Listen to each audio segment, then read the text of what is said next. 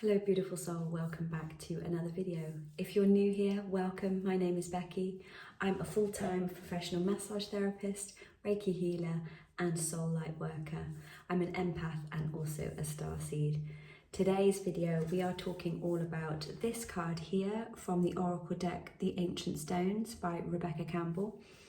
And if you haven't seen my other videos, I will link them up here so you can go and check them out if you're interested. So today's card is called Wisdom Keeper.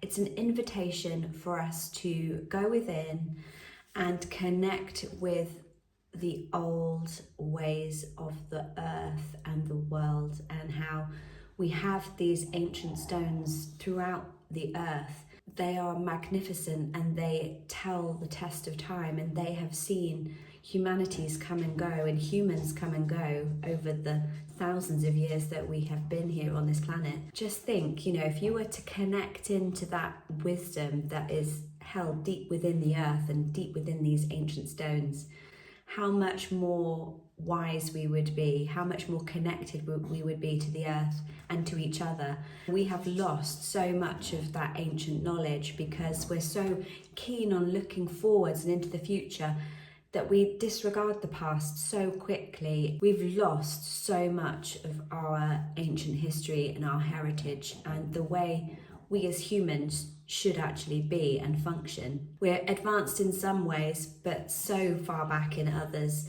Emotional intelligence, our spiritual lives, the way that we live on this earth and work together to collectively make it a better world, that's all been lost. Now, that's not to say that it isn't something that is being restored bit by bit. What if we were to truly take this on as a mission, as individuals and as a collective human race, to go back into the past, to connect with these ancient stones in a much deeper way, instead of looking at them just historically or scientifically, actually connect to them with our souls and find out truly why we are here, why they are part of the earth. The earth has so many hidden secrets that we've only just started tapping into. I just find that so fascinating because I don't know about you, but I found that when I went to Stonehenge last year, it just was a really powerful time because I felt so connected with my past and with the people that have gone before me. And I just felt so deeply connected to the earth and to humanity as a whole. And it just felt like I could feel the waves of the earth like vibing through me. And I never expected to have that. I know it's a special place, but I never thought that I would actually feel that much from it. I thought it might have just been like, oh yeah, that was a nice place, let's carry on. But no, I felt so deeply grounded there and so connected to souls that have been there before. And it was almost like another piece of my soul journey just clicked into place.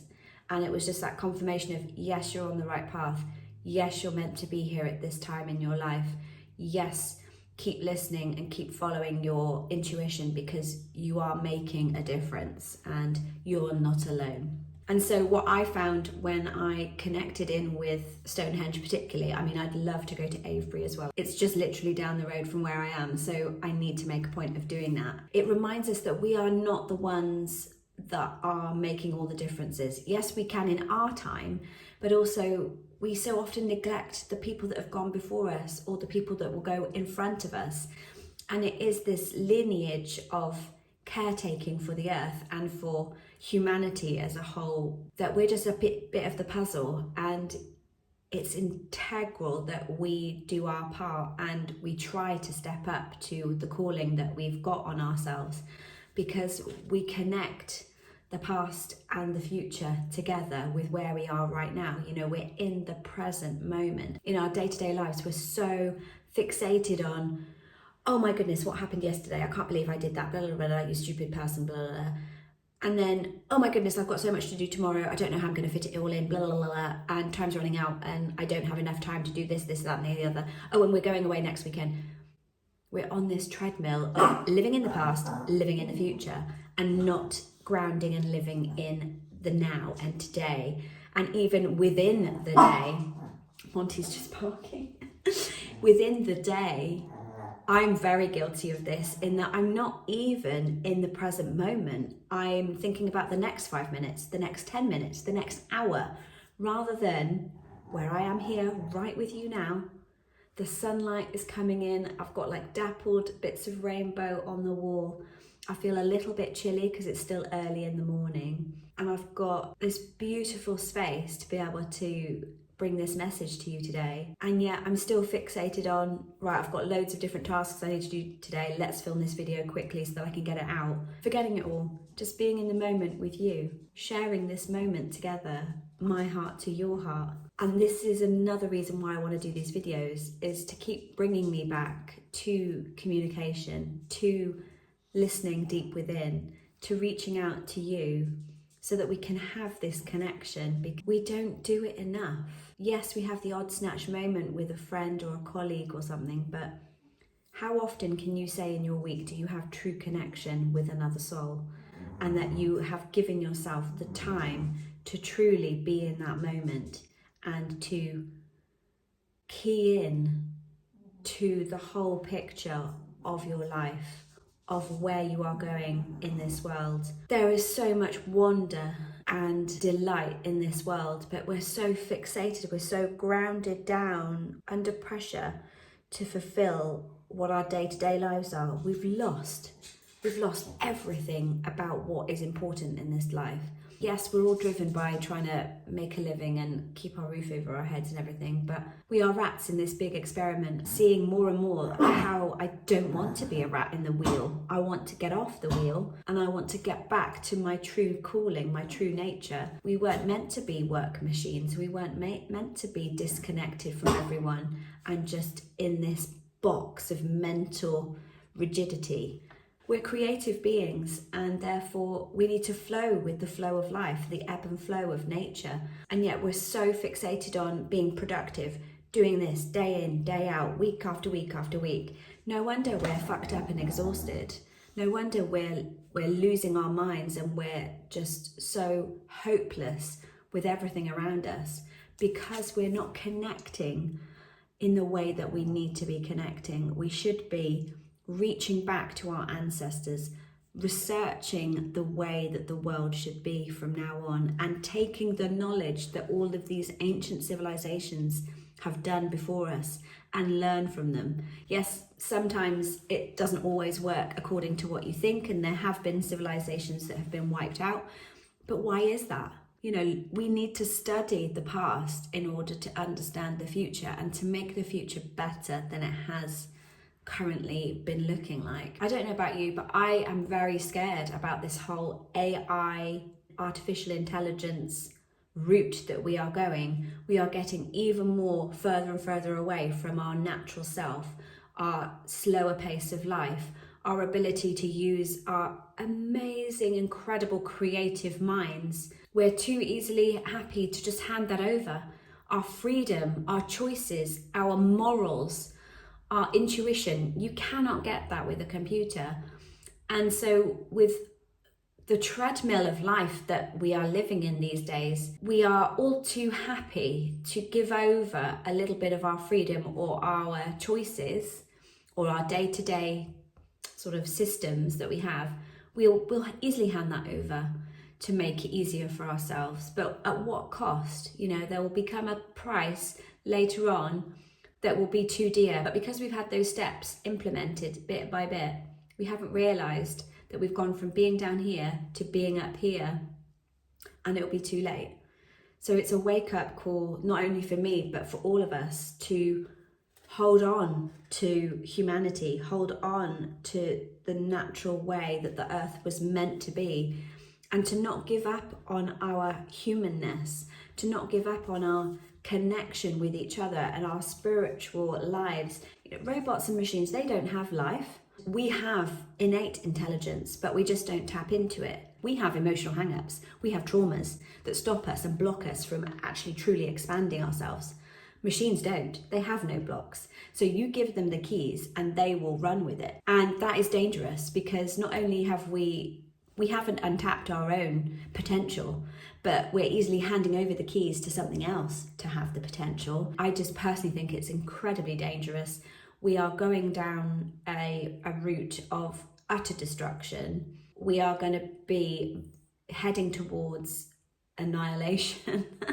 You know, the human race has faced annihilation many times in the past before, and I truly believe it is a natural occurrence. Nature has a way of taking over and going, no, you're not listening to me, so I'm going to take over now. We as a human race, and us light workers and people that have spiritual calling, are the ones that are going to save humanity, because we are the ones that are going to go back and stand in the gap and listen to what the ancients had to say. We're going to key in and listen to the earth and the rhythms of life, and try and put the brakes on this need to succeed, need to be better than everybody else, need to be godlike, and control and greed and all that power. We're not meant to have it.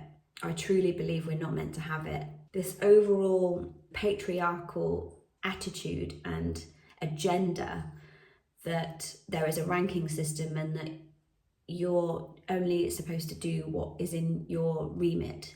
That's not true at all. We have so much potential to be better custodians of the earth, to be more compassionate to our fellow man, and to truly key into what it is that we're here on this earth to do. We have such a short lifespan in our human life as we are living right now. So if you feel called to start to investigate certain teachings, or you've always wanted to learn something that you've never learned before and you feel called to do it, this is your message to say, please start investigating the inner workings of your heart and your mind. Do you have an interest in ancient civilizations, in the earth, in the natural way that the world works? I mean, sometimes I get so caught up looking at different things and learning about the world, learning about the earth, learning about the moon cycles and nature and different animals that migrate, and there is just so much fascination to be had in this world, and it really truly lights me up when I dip into that world. We need to keep rising up above this day-to-day mundane life that's keeping us trapped, and focus on the bigger picture, focus on the reason why we are here. By doing so, you will feel so much more connected, so much more in tune with your life and with the natural world around us. And therefore you can do your day-to-day much better, because you have more to fulfill your life with. It's not just that little week by week that you do the same thing over and over. You have the expanse, you have the connection, you have that wonder that has been reignited into your mind and your soul. You have that curiosity to expand your horizons, to travel, to connect with people that you never thought you would in a million years. And you gain wisdom and insight into a different perspective, which in turn just gives you that overall picture of the world that we live in. And it's far better than the tiny little world that we choose to live in day out. And it's very suffocating when you think about it. I'm going to challenge you today to start looking at your calendar, look at your life. Where is it on a daily basis that you set aside time for your own spiritual self, to key in, to listen, and even to learn something that you've always wanted to learn? You know, do you love ancient history? Do you love nature? Do you want to learn a language so that you can better connect with people? Set yourself a challenge where you can set aside some time. You actually need to plan it out. So you block out what your obligations are and any free time that you have, researching that new habit that you want to do. Do you want to start learning? Buy that book that you've wanted to get hold of. Do some research, learn, expand your mind and your heart, and you'll start to see that your life will be more positive, because you are not in the day-to-day running around of what you have to do. And by doing that, it helps you actually ground into the here and now and what person you want to be in your day-to-day, instead of just mindlessly just going through the motions and not even having a moment to catch your breath. And you get to the weekend and you think, oh great, weekend, I'd like to do this.